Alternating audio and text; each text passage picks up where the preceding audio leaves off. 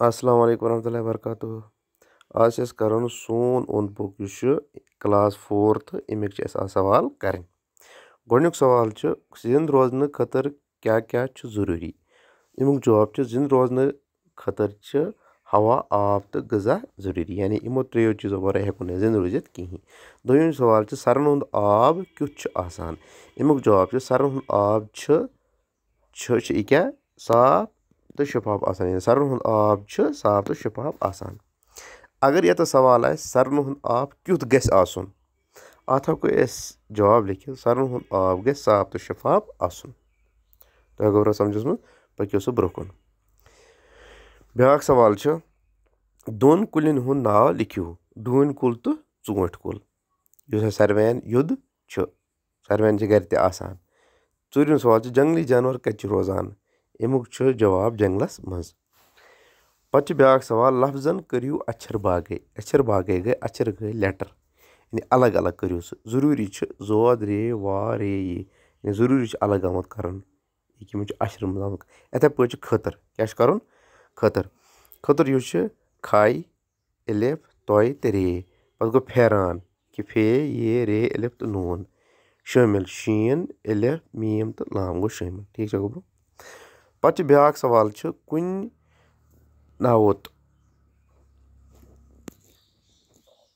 नावत मैंने गो नावन। नावत मैंने क्या गो नावन, यानी कुन चीज किस जाय हंदिस तो कंस शख्स संदिस नावस नावत यानी इसम वनान। उर्दू पे इसम, इंग्लिश पे गो नावन तो कशर पे गो नावत। यानी कुन चीजुक नाव, कुन जाय हुंद नाव या कंस शख्स सुंद नाव, अत क्या वनान, अत वनान नावन। मसलन नवीद अहमद, नवीद कंस नाव, यह गो नावन। टंग, टंग तो नाव, मेव अख। गुर, गुर तो नाव। किताब, किताब कुन चीजुक नाव, किताब हुंद नाव। लाल बाजार, लाल बाजार जाय नाव श्रीनगरस मज। मिसाल के तौर पर कपूर ठीक है, त्रहगाम हिर बातरगाम हायन यम गई नावन। यानी कुन जाय हुंद नाव, कुन जाय हुंद नाव सह नावन।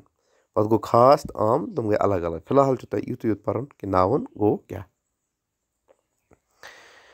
ब्याक सवाल यमो जुमलो मज चरियो नावत। वुच अस चारन नावत, यानी नावत कुस कुस शुर स्कूल गसान। यह मज क्या शुर यम नाव, शुर नाव, शुरन हिंद नाव। शुर युस नावन। स्कूल क्या स्कूल तो नाव, स्कूल तो नाव। दीदी कमरस में रेडियो बोजान, दीदी तो क्या नाव। रेडियो तो क्या कुन चीजुक नाव। अकरम पहलगाम गुमुत, यानी अकरम तो नाव। पहलगाम गो जाय हुंद नाव, यानी अकरम तो पहलगाम। मे बैगस मज चूंठ, बैग तो चूंठ यम क्या नावन, यानी बैग तो नावन तो चूंठ तो नावन। गुर टांगस लमान, गुर क्या गो, गुर नाव। टांगस, टांगस क्या यह नावन, कुन चीजुक नाव। गुर तो टांग क्या नावन। पत अमुक ब्याक सवाल अकिस नावतिस वनान वाहिद।